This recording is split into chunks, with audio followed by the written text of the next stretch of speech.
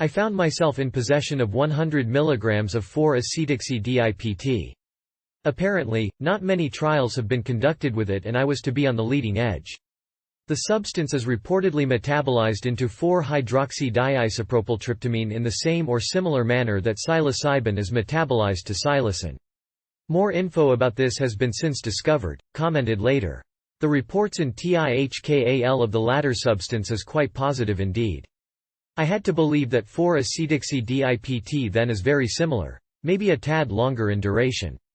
I settled on 20 mg for my first trial. The substance itself was a grayish, clumpy powder with a distinct acetone, acetic acid smell. Think vinegar or fingernail polish remover and you wouldn't be too far off. I placed the powder onto a clean mirror and chopped it up to a fine powder with a clean sharp razor. I then carefully weighed out 20 mg and placed it in a gel cap that once contained powdered ginseng. In fact, I left most of the ginseng in the capsule. At 8:30 p.m. on a Saturday evening and with a relatively empty stomach, I had eaten lunch but skipped supper for this purpose. I swallowed my capsule and washed it down with a bit of cola. I settled back with a computer game and waited for the first alerts. The first alerts came in about 50 minutes and felt remarkably similar to the onset of LSD. I typically get an uneasy feeling under my skin and deep in my bones during the onset of even the smoothest of LSD, and this 4-Acetoxy DiPT was no different. Other tryptamines do not typically come on in the same manner, they tend to come on with a sedation, complete with the yawns.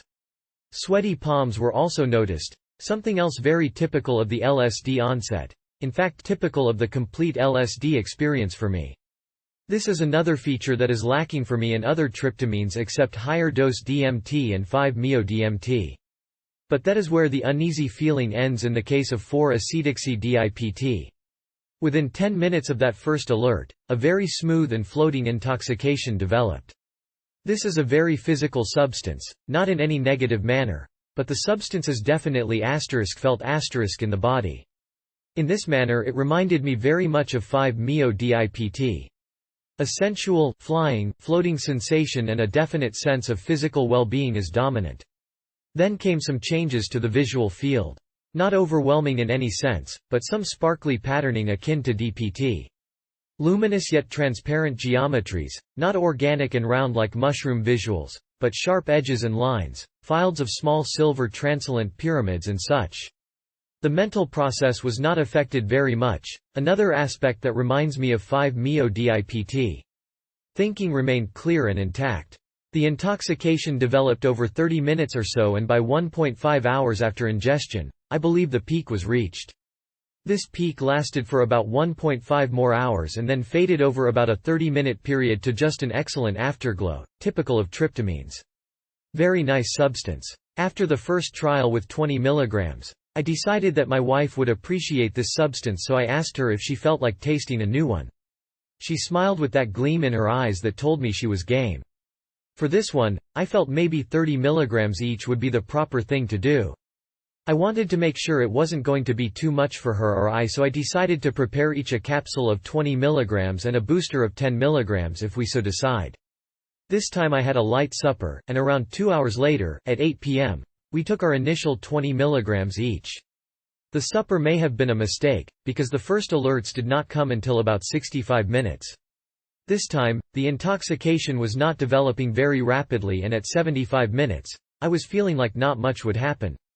Time for the boosters. Well, remarkably, immediately after swallowing the booster and sitting down, the initial 20 mg reared its head and the smooth floaty feelings of 4-Acetoxy DiPT came washing in. Not much of the antsy onset like the original trial was there, although it was there to a certain degree. The intoxication kept building for about an hour, probably due to the spaced dosage and some food in the stomach. This time was very similar to the first, albeit more pronounced visuals of the same nature. Also, the duration was extended for about an hour, giving about 3 to 3.5 hours of total intoxication time. Since I was with the wife this time, there was a lot of energy building up that led to a wonderfully erotic and explosive sex session. Both of us thoroughly enjoyed that part. There was some differences from the first trial on the comedown of this substance. When the intoxication was wearing off, I found myself in a very introspective mood. In fact, sleep did not come so easy this night.